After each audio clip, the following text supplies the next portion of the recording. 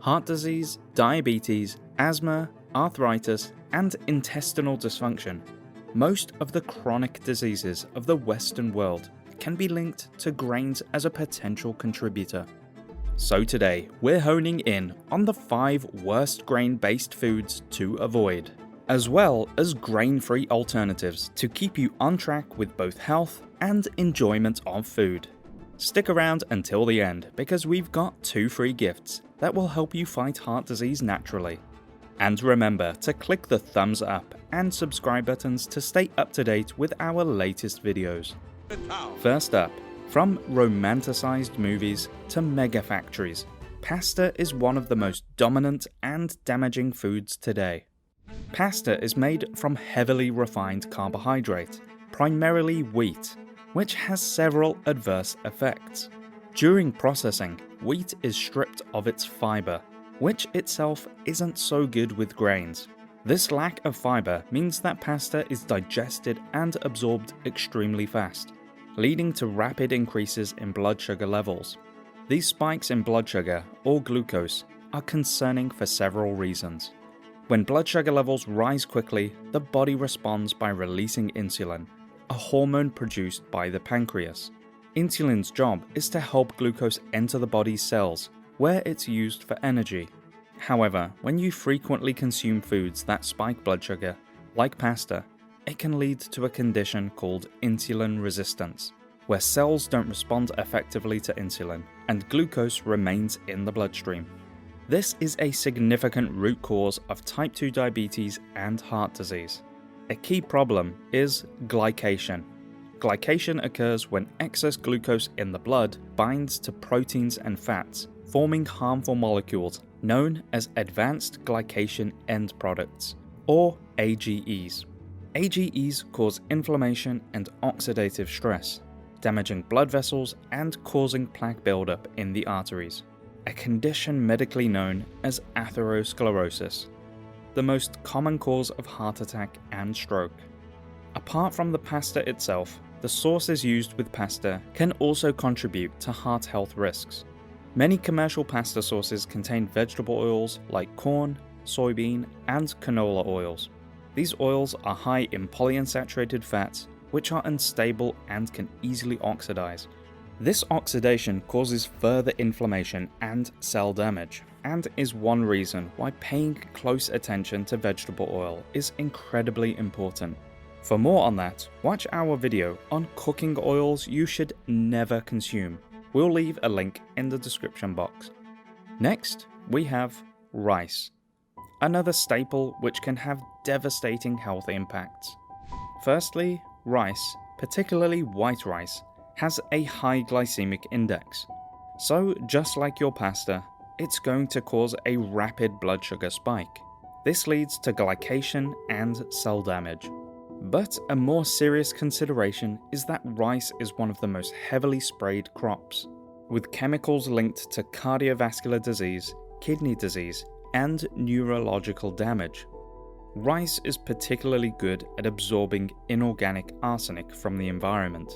This arsenic found in pesticides, fertilizers, and industrial waste that can contaminate rice fields, contributing to elevated blood pressure, artery damage, kidney disease, various cancers, and even brain damage.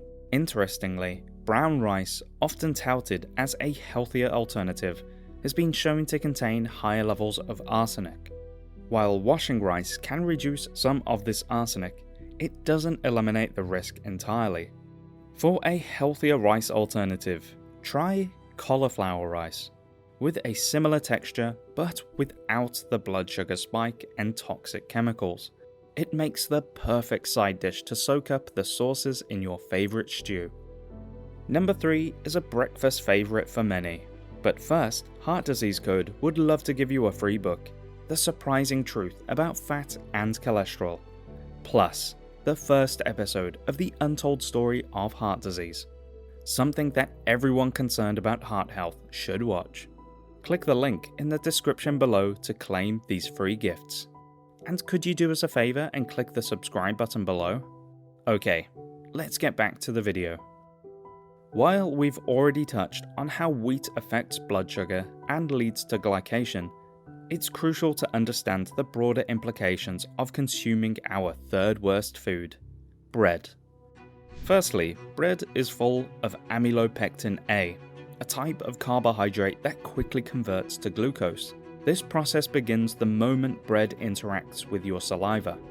This rapid digestion of amylopectin A in bread causes a significant spike in blood sugar levels. To put it in perspective, consuming just 2 slices of bread can elevate your blood sugar more than ingesting 6 tablespoons of table sugar. This spike not only affects your blood sugar, but also plays a role in the formation of small LDL particles. While LDL cholesterol is often condemned as bad, it's small and dense LDL particles that we actually need to be aware of. Unlike their large counterparts, small LDL particles are more prone to oxidation, triggering inflammation within the arterial walls. And bread is one of the most common culprits. Moreover, the gluten in bread is associated with the development of leaky gut syndrome. In a healthy gut, the intestinal lining acts as a barrier, controlling what enters the bloodstream. Leaky gut syndrome occurs when this lining becomes permeable, allowing toxins, undigested food particles, and bacteria to seep into the bloodstream. This condition can trigger systemic inflammation, increasing your risk for various health issues, including heart disease. Furthermore, the addictive nature of gliadin, a component of gluten, often leads people to consume more and more bread. That's why people feel hungry again soon after eating bread. Essentially, it's addictive, and people get stuck in a cycle of inflammation and subtle addiction to bread without even realizing it. So stay away from traditional bread, and instead make your own heart-healthy versions. Check out our video on the best bread alternatives for heart health for more on that. We'll leave a link in the description box. Next, we have a breakfast that many people think are good for them: oats. Oats are commonly praised for being gluten-free, thus they're considered heart-friendly. However, the reality isn't so straightforward. While it's true that oats don't contain gluten, they have a protein called avenin, which essentially mimics gluten in the body. Avenin can cause inflammation, particularly in the intestines, and damage arteries. This damage can lead to the buildup of fatty plaque, significantly increasing the risk of heart attacks and strokes. Approximately 1% of people globally suffer from celiac disease. However, a larger percentage, up to 13%, exhibit what's called gluten sensitivity. Less of an allergic emergency, but still a significant inflammatory reaction. Beyond avenin, oats contain lectins, natural toxins that can disrupt nutrient absorption. Lectins are an evolutionary defense mechanism that helped the oat plant survive. They protect the plant against pests. They do this by binding to carbohydrates, which can disrupt the metabolism of pests that eat them. For humans, lectins are a double-edged sword. In small amounts, they can have health benefits. However, in larger amounts, they can cause problems. Lectins bind to our intestinal lining, causing inflammation and reducing the body's ability to absorb essential nutrients like calcium, iron, and phosphorus. Over time, this can lead to nutrient deficiencies, compromising bone health, energy metabolism, and increasing heart disease risk. Another significant concern is the presence of toxic chemicals in oats. A study by the Environmental Working Group in 2018 revealed that over 95% of oat samples contained herbicide traces. These chemicals, far from being benign, are potential carcinogens and can disrupt gut health by killing good bacteria. This disruption can lead to mood disorders like depression and anxiety, as well as affecting heart health. Taking it a step further, ultra-processed foods have been clearly established to increase the risk of heart disease, and potentially worst offenders are breakfast cereals. Full of oats, wheat, corn, and other grain ingredients, we've long been told to eat breakfast cereals. It's the breakfast of champions after all. But there's potentially nothing worse to start the day with. So, how did we get here? It all began when the US government began agricultural subsidies in order to stabilize the industry.